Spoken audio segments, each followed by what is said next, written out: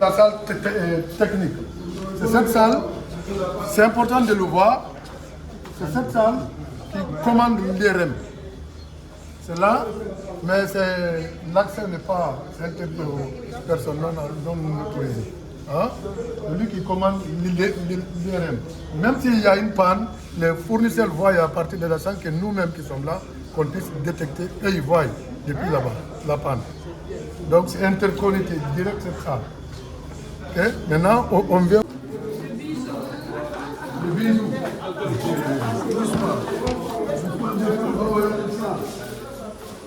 Voilà. Ça, c'est le bisou. Le bisou, c'est l'IRM avec 1,5 Tesla. Donc, il a une capacité de 1,5 Tesla. Donc, je vais dire, dans la sous-région, en tout cas, il n'y a pas quelqu'un qui nous dépasse pour le moment en matière de capacité d'IRM. Donc, l'hélium vient d'être chargé, mais on attend le formateur pour former les techniciens pour l'exploitation de l'appareil.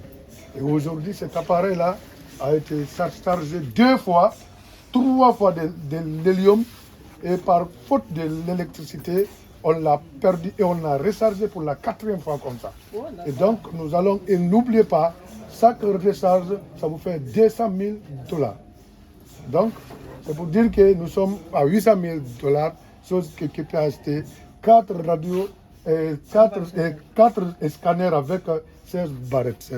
Aujourd'hui, justement, c'est une journée pour célébrer justement le domaine dans lequel vous évoluez, l'imagine médicale, la radiologie. D'abord, dites-nous, en quoi est-ce que c'est important pour vous de célébrer cette journée? On a entendu justement dire que c'est pas assez fréquent, c'est vrai? Justement, là, il faut rappeler tout simplement, c'était une journée qui est dédiée à cet éminent radiologue, Cohen Roxel, qui a inventé les rayons X en 1895. Et nous avons décidé, vu que le premier radiologue de l'Afrique francophone noire fille est un Guinéen, qui a été le premier service de radiologie de l'hôpital national d'Onka, à l'honneur de Sekou Donzo, qui est décédé, suivi de qui? De Dr Ba, qui nous a tous encadrés. Nous avons jugé nécessaire d'organiser cette journée porte ouverte pour vraiment commémorer ces personnalités, vu qu'ailleurs, les gens organisent c'est-à-dire des journées scientifiques.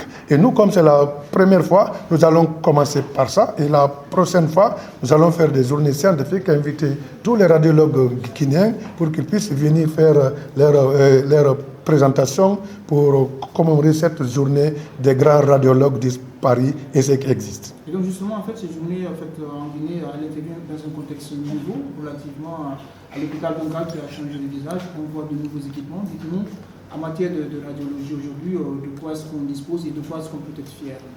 Parfait. Il faut tout simplement rappeler que le service de radiologie d'hier et d'aujourd'hui, Dr Blé ne va pas dire le contraire, ça a évolué parce qu'on n'avait pas mal d'équipements. Si on notait que c'est seulement les scanners avec des faibles barrettes, et aujourd'hui on a un scanner de 64 barrettes, nous avons eu ce qu'on n'a jamais eu pour le service d'imagerie à Donka, à savoir l'IRM.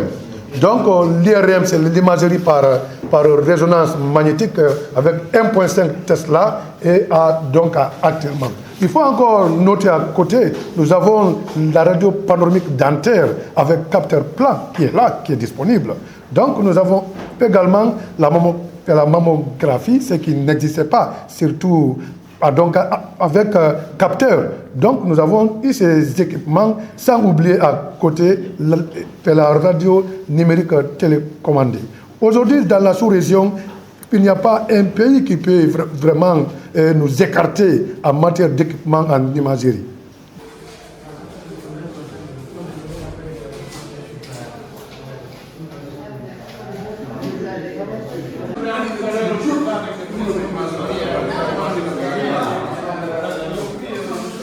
Et merci de m'avoir passé la parole. Je suis Kaditouba, la fille du feu Dr Baouri, qui a été l'un des pionniers de l'imagerie médicale de la République de Guinée. Et c'était un amoureux fou de l'imagerie médicale. Pour ce faire, il a pu réaliser ses études en Allemagne. Ensuite, il est revenu en Guinée pour servir son peuple. Et nous, ces enfants, nous disons que nous avons laissé un héritage que nous devons tenir avec les deux mains, s'il faut même avec les pieds. Pourquoi? Parce qu'il a pu ouvrir un centre d'imagerie à Dixinboura, CIMED actuellement nous sommes là-bas, et il a ouvert également la première école de techniciens supérieurs en Guinée. Et donc c'est une fierté, franchement, et vu docteur Diallo s'impliquer pour commémorer ces illustres disparus et également fêter cette journée, c'est vraiment une première et que j'ai beaucoup vraiment apprécié.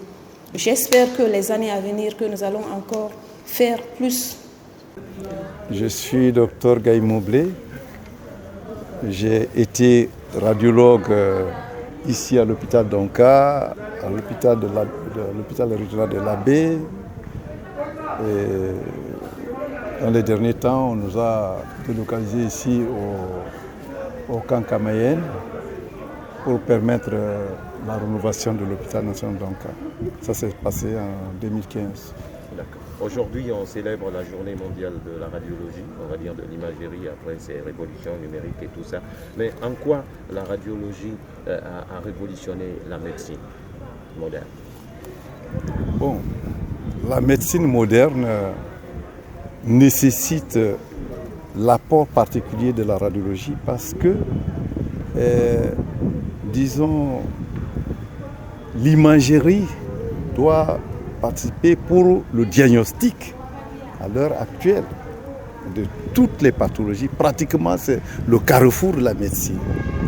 Parce que il est impensable que l'on puisse faire poser un diagnostic sans passer par les examens vraiment complémentaires, parmi lesquels il faut compter en premier lieu la radiologie. Bon, parce que l'imagerie permet vraiment d'apporter un plus important dans le diagnostic vraiment des différentes pathologies. Aujourd'hui, il est difficile de ne pas vraiment de se passer vraiment de la radiologie, puisque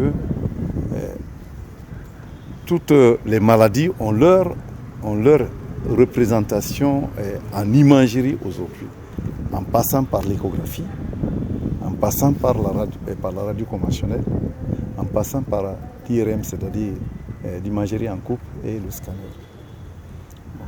Donc, disons, ça dépend de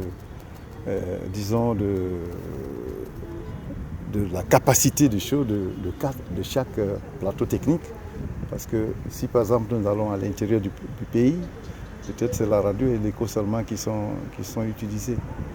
En dehors de Kamsar et de Sangaredi, bon, pratiquement à l'intérieur, c'est la radio et l'échographie qui sont utilisées. Mais ici à Conakry, là, vraiment l'imagerie passe par l'IRM et par le scanner.